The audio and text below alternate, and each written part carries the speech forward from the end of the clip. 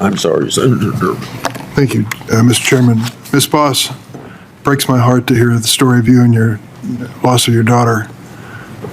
And I just want to say my heart goes out to you and to your husband.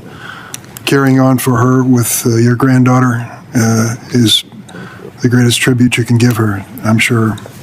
I'm sorry you went through this terrible tragedy. I'm glad you're here today to tell that story.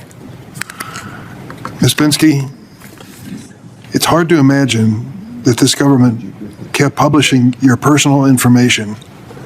Did anyone notify them of this breach of privacy? Yeah, I mean, we notified them immediately back in the first document release, and even before the document release happened, after the Epstein Files Transparency Act passed. Like I said in my testimony, my lawyer teamed up with other lawyers and gave 350 names, and basically every batch that came forward, all the way through basically, I believe it was April, but in the January batch, I was exposed. So did this happen to any of the others who were present here? Oh, yes. I mean, I think almost all, yeah. Yes, there were hundreds of victims that were outed and Jane Doe's. And, I do want to speak to just the damages for a moment. We've been receiving threats. We've had loss of jobs. We've had loss of confidentiality and privacy. But there's another piece here, and it's that this idea of withholding information, we're trying to get justice. We have always been trying to seek justice. And we're seeing, if you just even look at New Mexico right now, that the New Mexico AG has attempted 5 times to get the files from Todd Blanche and from this DOJ, and it's obstruction. They are obstructing. So for us, yes, of course, there are so many damages. There are so many things that we are mourning the loss of, including a lot of our innocence and who we were as these young girls. But to still see it be obstructed after 30 years, and this is 5 administrations. We're not saying that this is just this administration. We've been at this fight for 30 years. So we just really hope that there's a huge impact as far as just releasing information and making sure that it's followed up on. I can't understand how this Attorney General can find 48 hours to visit with Ghislaine Maxwell, who has been prosecuted for sex trafficking, and can't find 30 minutes to meet with the survivors of that sexual predatory conduct. It's certainly not for lack of trying. We have tried in every way we know how to try. And then we did hear from him yesterday that he would sit with counsel. And I would say, I think many of us in this room would be interested in meeting with him today if we could. Many of the members of the committee will remember when we had the Olympic athletes in here who had been sexually abused, and the head of the FBI sat through their entire testimony to show his concern for what had happened to them and any wrongdoing by the Federal Bureau of Investigation. That, to me, was the right thing to do from both sides. Why in the world would Mr. Blanche at this point say he doesn't have the time? I couldn't understand his argument yesterday. He couldn't see you because you had a lawyer, or he couldn't see you because you didn't have a lawyer. Yeah, I think it was because we had a lawyer. But, I think as a career prosecutor, we talk so much about Todd Blanche's credentials in this room, and we've heard a lot about them.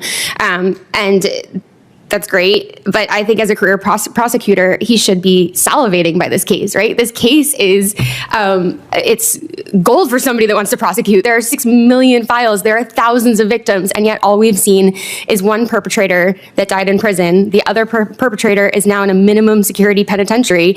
And Todd Blanche believes that there are 0 investigations when he's already been told by members of the House that that is inaccurate.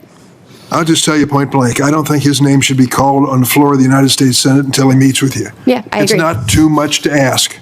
Set aside 2 hours, 4 hours, whatever it takes, so that there's clearly an effort by this government to get all the information and make a judgment as to what to do with it. But to shun you and to snub you at this point, there's something else going on here. There's got to be, someone told me once in politics, there's always a good reason, and then there's always a real reason. What is the real reason why Todd Blanche does not want to meet with the survivors of Jeffrey Epstein? It appears from the outside reputational harm. And that is what I think is at the core of this, that he prioritizes the reputation of the administration over survivors of sexual abuse and of crime survivors in this country. Well, I hope the message goes out to all senators on both sides of the table. I do want to say, to that end, we've been saying that we're not political. I've asked everyone, we've met with a lot of your offices on both sides, and every single conversation, Mr. Hawley, we had a great conversation with your office, right? It was amazing. And I feel so much hope leaving those spaces, actually. And when we had those conversations, it just felt like you see us as human beings. You don't see us like we have survivors on both sides of the aisle. We are not here to be political. These are just our stories. Like 17-year-old me, I promise you, not political. But so when we have these very real interactions in your offices, we hope that you can put politics aside. It was something so beautiful that we saw during the Epstein Files Transparency Act. There was a moment where Marjorie Taylor Greene went and sat right next to Melanie Stansbury, and that is a moment that will live in my memory forever because they crossed party lines for something that was really important. So I hope that you can all do that. Thank you, Mr. Chairman. Senator Hawley. An Epstein survivor delivered one of the most powerful testimonies we've seen in years.